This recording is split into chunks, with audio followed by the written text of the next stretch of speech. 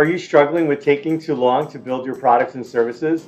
In this lesson, we're going to go over minimum viable products for online course teachers. So you're going to be able to make courses, websites, communities, webinars, etc. You're going to be able to make them much faster than before by learning all about MVP.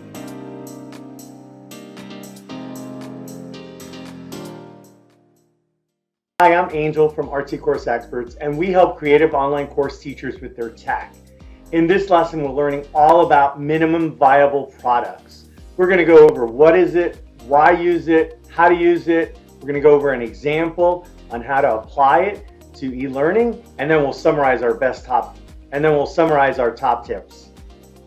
We're going to go over a how-to guide and then an example, and finally we'll summarize all our top tips.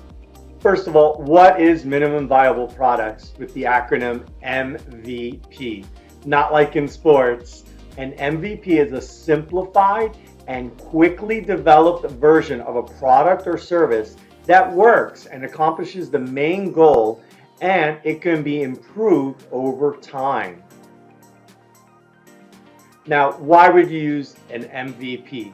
Well, the benefits of using an MVP is that you get to market quickly and you're generating revenues quickly only by building what is necessary in stages. So instead of building this massive product or service, you're building that first version that solves a problem that customers will pay for and allows you to get to market and then evolve it over time without you building potentially stuff that customers don't want. Let's get into a how-to guide and let's go over a couple of key principles to create minimum viable products. First of all, you can validate an idea with a small amount of work and customers. So you don't need a lot of customers. You don't need to put in 2 years to build this ultimate thing. You can basically build a small version with a small number of customers to make sure that people like it. You're onto something. Before you potentially invest, you can use MVP to validate that core principle about your product or service. Often, without MVP, you may get stuck in analysis paralysis. So the MVP approach allows you to create these core features, and that avoids you getting stuck in analysis paralysis. What should I build? How should it look?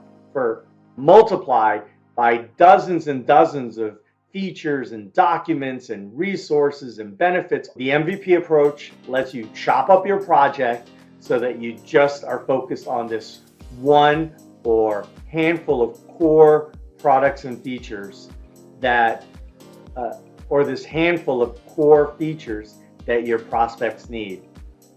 So with an MVP, you're building only the most valuable features first. You're not building those secondary and tertiary features that may or may not be used by the bulk of the customers. You're identifying what's the most important thing for this product or service, and that's what you're building.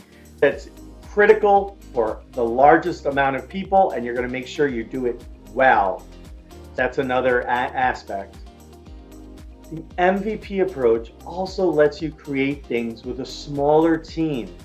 Instead of having an expensive, larger, with just a few people, you can build that core product that you need.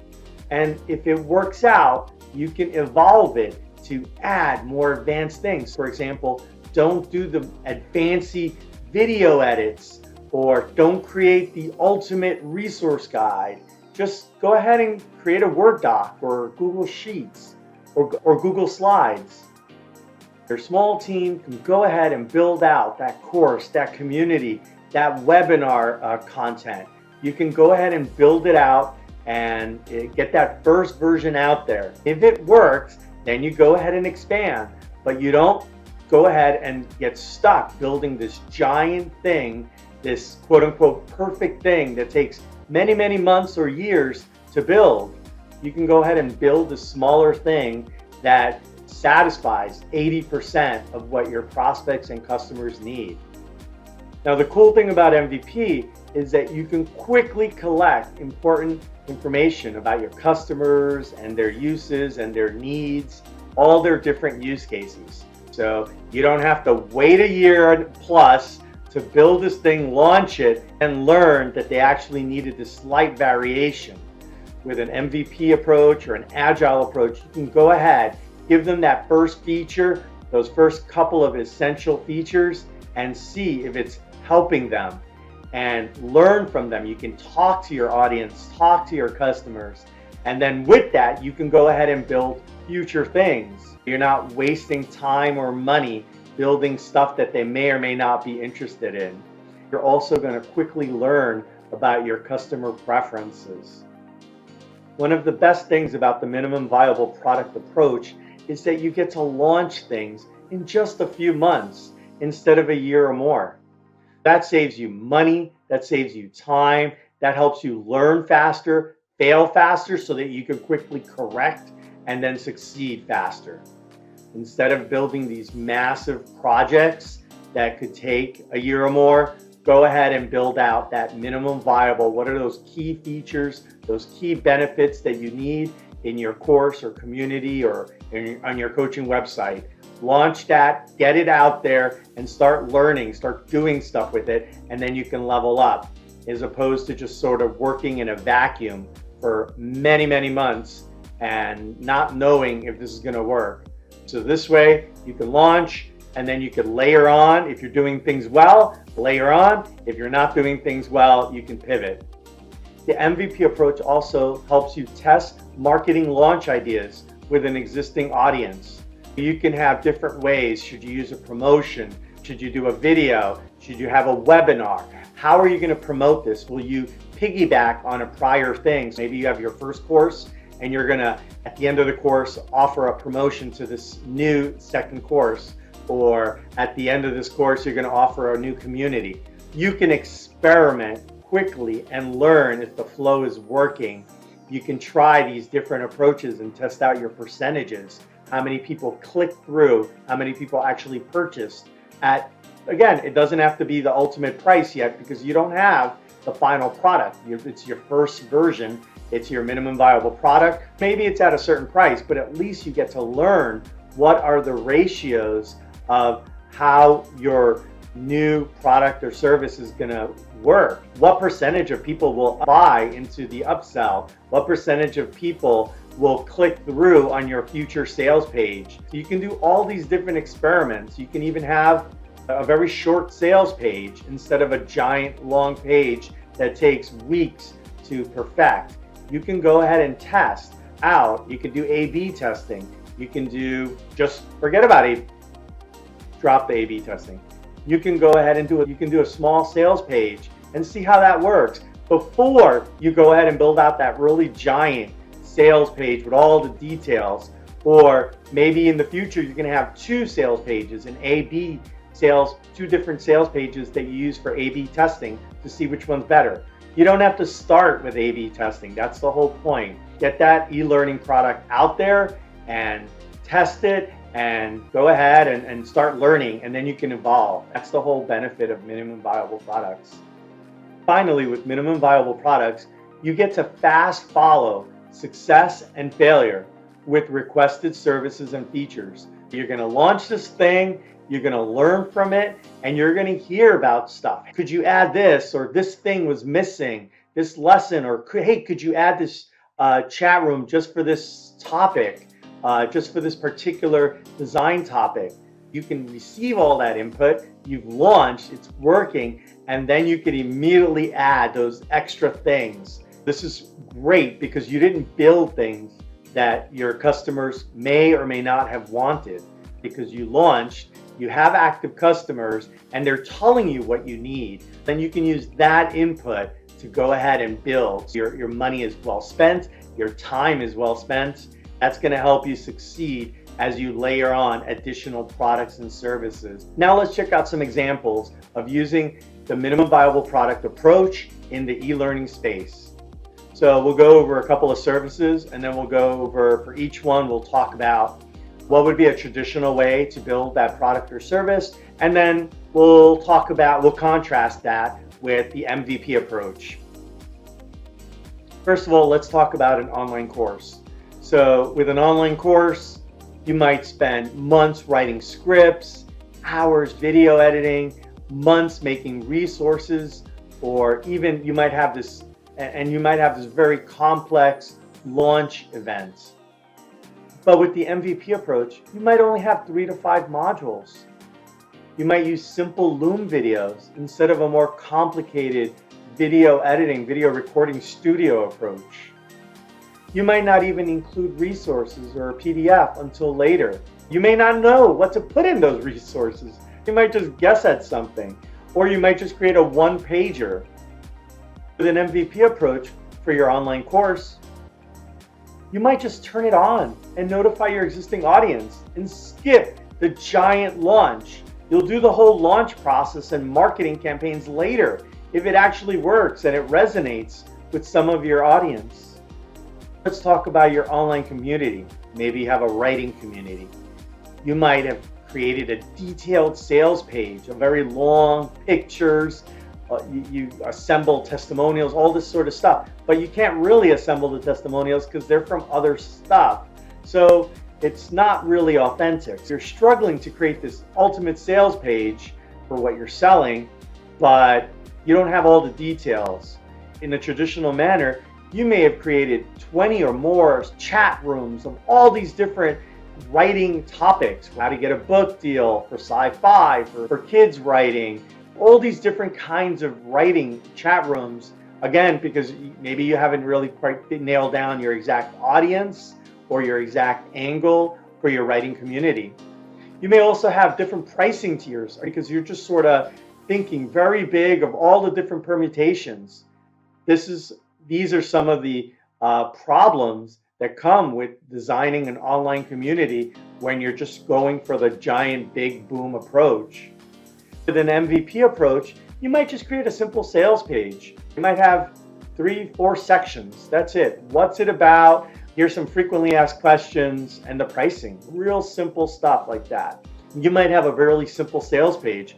What is the community about? Who are you to run this community? Maybe some frequently asked questions and a pricing plan. And the price of the community. Instead of starting with dozens of chat rooms for different topics and different angles that remember, you got to create engagement and interactivity. You might just start off with a couple of chat rooms, 3 chat rooms, and maybe 1 for support. That just gets your community up and going. You're seeing what people are talking about. And then if you need to, you can have future chat rooms later. Maybe they're not part of your expertise, or maybe they're not aligned with your future sales page. Start off with just a few chat rooms. As an MVP, you're going to start off with 1 simple price plan. It's this price per month.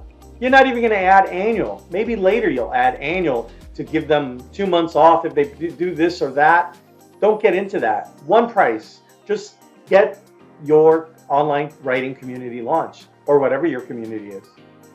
As a teacher or coach, you may also launch a training webinar. Let's say that you're doing a webinar for audio editors.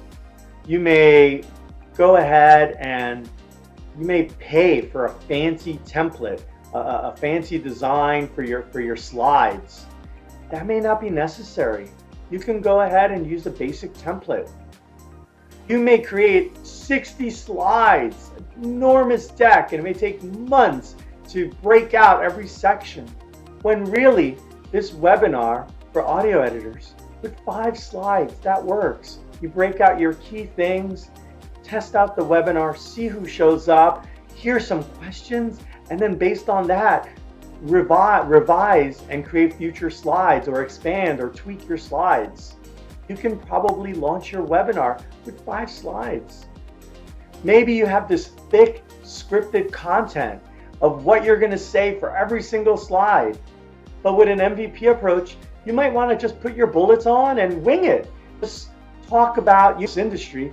You're an expert, you're talking to your people, you're helping them with different parts of audio editing tools or getting a job or audio editing for a movie, whatever it is that you do.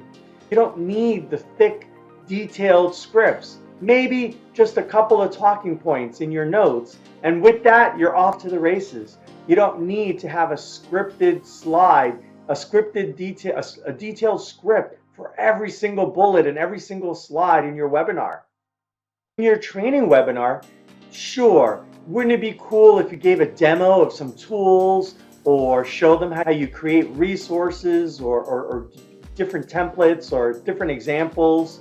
In a traditional webinar, you might do demos of different tools and may have to create some appropriate assets or samples or examples just to get your webinar off the ground, to get flow going, to get some people into your system so that you can pitch them on your different services, your coaching, your community, or your courses.